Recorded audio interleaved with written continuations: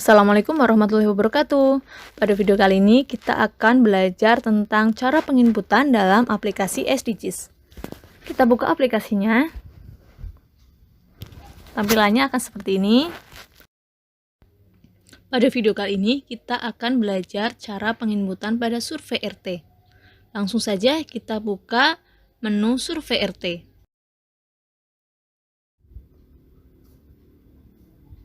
Tampilannya akan seperti ini. Jadi nanti masing-masing RT dalam satu desa mengisi survei RT. RT RW-nya kita tulis di sini. Kemudian nama ketua RT, alamat ketua RT, nomor HP atau telepon ketua RT, lokasi RT terletak di pulau. Kemudian topografi terluas wilayah RT tersebut, jumlah warga di RT tersebut, kemudian ada menu penanaman atau pemeliharaan pepohonan di lahan kritis, ada atau tidak ada. Kemudian ketik panjang garis pantai jika RT tersebut berada di pesisir pantai. Pemanfaat laut perikanan tangkap, pemanfaatan laut perikanan budidaya, pemanfaatan laut tambak garam, pemanfaatan laut wisata bahari, sampai ke wilayah desa di tepi hutan. Ini kalau untuk yang di pesisir pantai. Kemudian jika RT tersebut berada di ada hutannya, di sini fungsi hutan sebagai konservasi berapa hektar, hutan lindung berapa hektar, hutan produksi, hutan desa. Jumlah warga desa yang tinggal di dalam hutan. Kita tuliskan di sini jika ada. Jumlah warga desa yang tinggal di sekitar hutan. Ketergantungan warga terhadap hutan. Reboisasi hutan jika ada.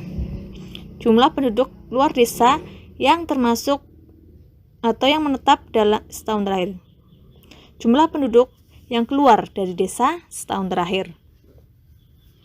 Kemudian kita beralih ke menu pengurus RT. Dalam pengurus di sini diminta jabatan, nama, nomor NIK, nomor HP, dan menjabat. Jabatan yang diminta ada ketua RW, sekretaris RW, bendahara RW, ketua RT, sekretaris RT, dan bendahara RT. Jadi nanti masing-masing pengurus dalam RT kita input di menu ini. Kemudian klik simpan. Beralih ke menu selanjutnya yaitu lembaga ekonomi. Dalam RT tersebut lembaga ekonominya apa saja di sini? Ada banyak item. Yang pertama ada agen pengarahan TKI ke luar negeri. Kita tuliskan jumlahnya jika ada dan jumlah tenaga kerja. Jika tidak ada dalam RT tersebut kita tulis angka 0.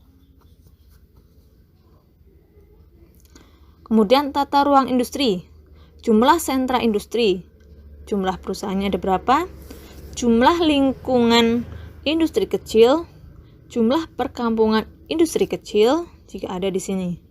Kemudian ketersediaan atau keberadaan PUB atau tempat karaoke. Di sini dipilih ada atau tidak. Dan jika tidak ada jarak terdekat. Kemudian pangkalan minyak tanah dan LPG. Keberadaan pangkalan, agen atau penjual minyak tanah ada atau tidak. Kemudian keberadaan agen atau penjual LPG dalam RT tersebut ada atau tidak. Kemudian keberadaan koperasi mulai dari jumlah KUD yang menjual atau membeli hasil pertanian, jumlah KUD yang menyediakan kredit usaha, sampai ke jumlah koperasi serba usaha atau jumlah koperasi lain yang ada di RT tersebut. Kios atau sarana produksi petani atau nelayan milik KUD, milik BUMDes, atau selain milik keduanya. Terus kita beralih ke menu industri. Pada menu industri ada keterangan jika di RT ini tidak ada data maka tidak perlu disimpan atau diupload. Jika pada RT terdapat industri, maka kita tinggal input sesuai dengan jenis industri yang ada. Di sini banyak pilihannya. Kemudian jumlah industri kecil dan rumah tangga, jumlah industri besar dan sedang, jumlah manajemen, dan jumlah pekerja. Kemudian sarana ekonomi, di sini juga ada notnya. Jika di RT tidak ada, maka tidak perlu. Kita kondisi sesuai dengan kondisi RT. Jika ada, kita isikan terkait jenis sarana ekonomi.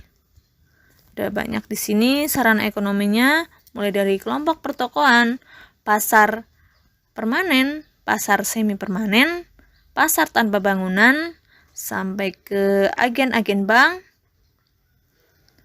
pegadaian, ATM, dan sarana ekonomi yang lainnya.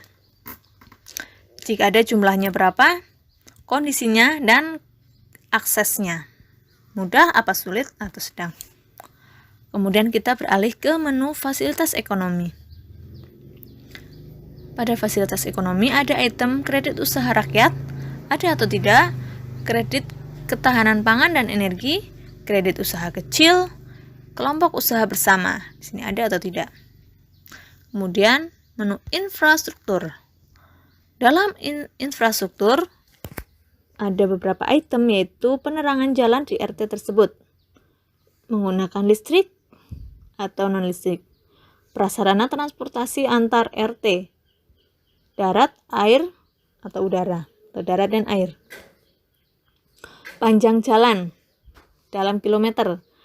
Dalam RT tersebut, satu RT itu panjang jalan yang aspal berapa kilometer, jalan diperkeras, misalkan dengan batu, atau jalan tanah ada berapa, jalan papan di atas air, jalan setapak, dan jalan yang lainnya.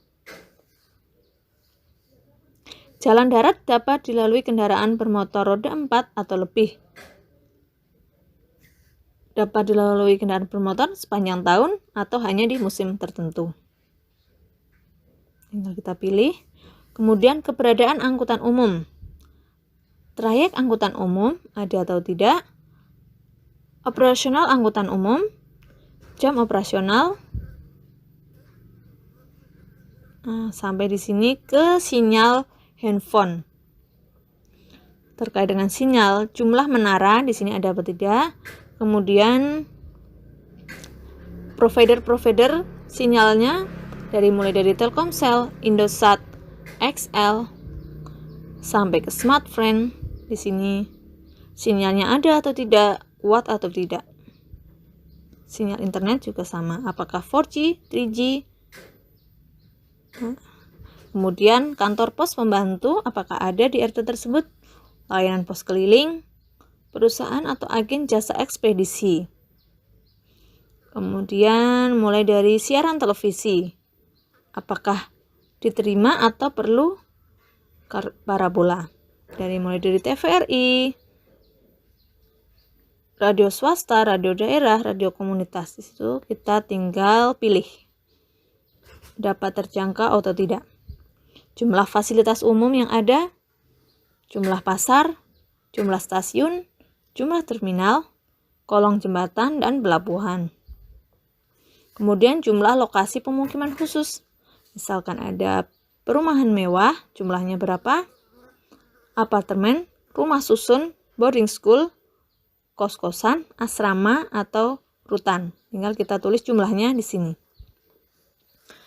Kemudian ke menu lingkungan. Menu lingkungan, kondisi lingkungan dalam RT tersebut. Luas lahan sawah irigasi ada berapa hektar?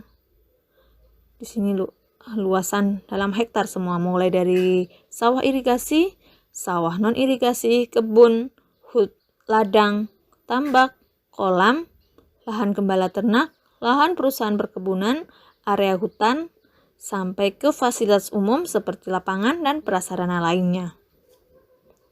Kemudian sungai, jika ada sungai jumlahnya berapa? Jika dalam RT tersebut tidak ada sungai yang melintas, kita tuliskan 0. Kemudian danau atau waduk atau situ jika dalam RT tersebut ada. Jumlah mata air, jumlah embung. Ketersediaan sumur bor, kondisi sungainya, baik atau tercemar, kondisi irigasi, kondisi danau, dan kondisi embung. Kemudian pencemaran setahun terakhir. Pencemaran air, tanah, dan udara. Kita pilih di sini. Kemudian ada menu atau item pengolahan daur ulang sampah atau limbah, ada atau tidak, warga terlibat atau tidak. Kebiasaan masyarakat membakar ladang untuk proses usaha pertanian, ada atau tidak. Kemudian keberadaan lokasi penggalian golongan C, di situ ada atau tidak. Kemudian bencana. Di sini ada pilihannya, jika dalam RT itu tidak ada bencana, maka tidak perlu di-upload atau disimpan. Nama bencana, kalau ada dalam RT tersebut, kita pilih di sini ada nama bencananya, ada tanah longsor, banjir, gempa bumi, tsunami, hingga kekeringan. Kejadiannya kapan, banyaknya kejadian berapa, ada jumlah korban jiwa atau tidak, ada mengungsi atau tidak, dan warga yang terdampak jumlahnya berapa. Kemudian bagian ke mitigasi bencana. Sistem peringatan dini bencana alam dalam RT tersebut ada atau tidak? Sistem peringatan dini khusus tsunami ada atau tidak? Nah, di sini ada pilihannya. Jika bukan wilayah berpotensi tsunami, maka tinggal kita pilih. Kemudian pilih ke sarana pendidikan. Nah, di sini juga ada catatannya. Jika di RT ini tidak memiliki sarana pendidikan, maka tidak perlu disimpan atau diupload. Namun, jika dalam RT tersebut memiliki sarana pendidikan, maka kita isikan sesuai dengan yang ada di RT tersebut. Misalkan adanya pos PAUD, TK, SD, SMP, ataupun yang lainnya, sampai ke lembaga kursus. Kita ketikkan nama, pemilik, kondisi bangunan, jumlah guru, jumlah murid, dan jumlah pegawai. Pada menu kesehatan juga sama, jika dalam RT tersebut tidak ada sarana kesehatan, tidak perlu kita simpan. Kejadian luar biasa. Jika tidak ada, tidak perlu diisi. Jika pernah terjadi kejadian luar biasa, di sini ditanyakan jenisnya, kemudian kejadiannya, penderitanya, jumlah meninggalnya ada atau tidak. Kemudian agama atau sosbud. Jumlah warga peserta jaminan sosial kesehatan, jumlahnya berapa? Jumlah warga peserta jaminan ketenagakerjaan, jumlahnya berapa? Jumlah masjid, jumlah musola, jumlah gereja, sampai ke jumlah tempat ibadah, semuanya di sini. Kemudian situs cagar budaya ada atau tidak, tinggal kita sebutkan. Keberadaan suku terasing, ada atau tidak, jumlahnya berapa jika ada. Ruang publik terbuka yang peruntukan utamanya sebagai tempat bagi warga desa atau warga bermain dan bersantai. Di situ ada atau tidak dalam RT ini. Nama kearifan lokal, jika ada. Adat istiadat atau kebiasaan masyarakat, misalkan kehamilan, kelahiran, pekerjaan, perkawinan, dan kematian, kita tuliskan nama adat atau kearifan lokal yang ada. Kemudian lembaga keagamaan, jika ada kita tuliskan di sini nama lembaganya, jumlah pengurus, jumlah anggota, dan fasilitasnya baik atau rusak. Kemudian lembaga kemasyarakatan di sini dituliskan jika ada. Jika tidak ada, tidak perlu diupload atau disimpan. Menu keamanan, di sini juga jika di RT ini tidak ada, maka tidak perlu disimpan. Tindak kejahatan. Tindak kejahatan yang terjadi di desa selama setahun terakhir. Jenis kesehatannya kita ada banyak pencurian, penipuan, perjudian, pembunuhan, korupsi, dan yang lainnya. Kita tulis jenisnya, jumlah kasusnya, jumlah selesai yang ditangani, jumlah kasus yang tidak bisa ditangani, korban jika ada, dan korban tewas jika ada. Kemudian beralih ke menu kegiatan warga. Pada menu ini, kegiatan warga untuk menjaga keamanan dan lingkungan selama setahun terakhir.